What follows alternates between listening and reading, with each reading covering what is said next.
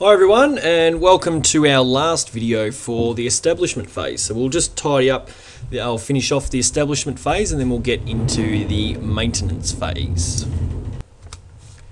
So we can now imagine that we've gone through our HR planning and done our job analysis and all those kind of things, and we're actually hired the right person, we're happy, and now it's time to actually put them onto a contract. So that contract, so an employment contract is what happens when they're actually hired. Now there's three main types of employment that will be involved in that contract. So it could be that they're full-time, which is where they work a full load of hours and receive full benefits. Now the benefits, things like their working conditions, I suppose, your annual leave, sick leave, parental leave and things like that. You receive full amount.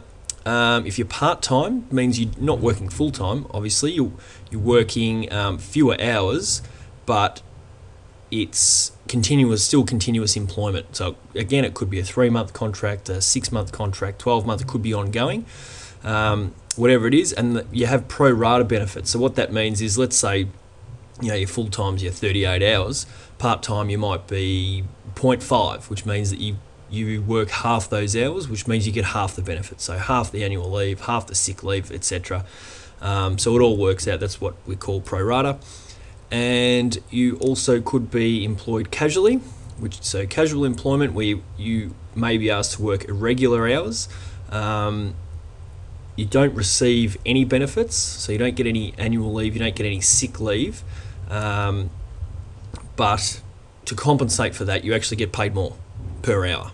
So that's how it works out. So you get some like bonus pay, but you don't get any of those benefits. And the beauty of that is that you can say no to hours, and the problem is that there's not a lot of job security, because essentially they can just give you no hours.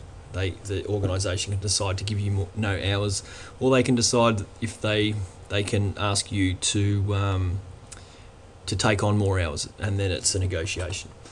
But contracts are often negotiated through enterprise bargaining. We're going to get into enterprise bargaining later on in outcome 1, so we'll just touch on it here though. That is where there's a negotiation at workplace level, so at the individual workplace level, where the employee and the employer negotiate the contracts. So they might negotiate the pay and the working conditions, and that's mainly for full-time and part-time employees. It's harder to negotiate as a casual because they can always just get someone else. So some organisations choose not to employ people, but they actually then go, well, it might be cheaper for us to outsource a particular aspect of the business. So rather than employing someone, they actually outsource.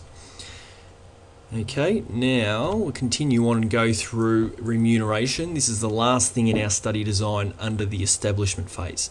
So remuneration, essentially the money, so financial payment an employee receives in return for working for the organisation. Minimum wages, so Australia's minimum wage changes from year to year, or every couple of years, and Fair Work Australia sets the minimum wage as well as the minimum conditions. So what's the minimum sick leave that someone can get? What's the minimum annual leave? Those kind of things. Fair Work Australia sets those, and they take into factors such as inflation and all those kind of things. Two ways people are paid normally, or two different methods, and that is either they're given a wage or they're given a salary. Now, wage is an hourly or a weekly rate of pay, so you might be paid $20 an hour, $25 an hour, $15 an hour, whatever it is, whereas a salary is a fixed amount each year, so you might be on $70,000 a year. Now that means with a salary, there's not really overtime.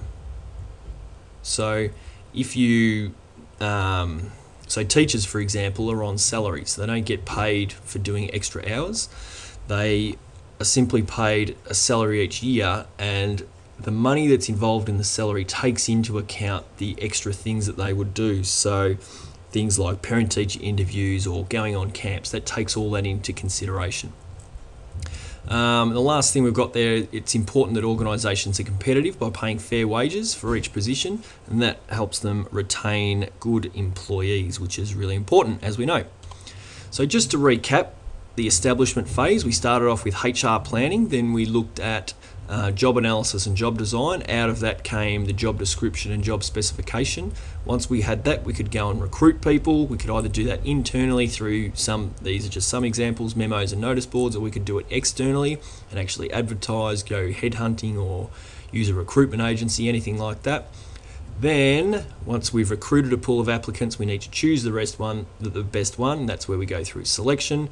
We had a 5-step process, which was screening and shortlisting. Go through the interview, and we had different interview types there.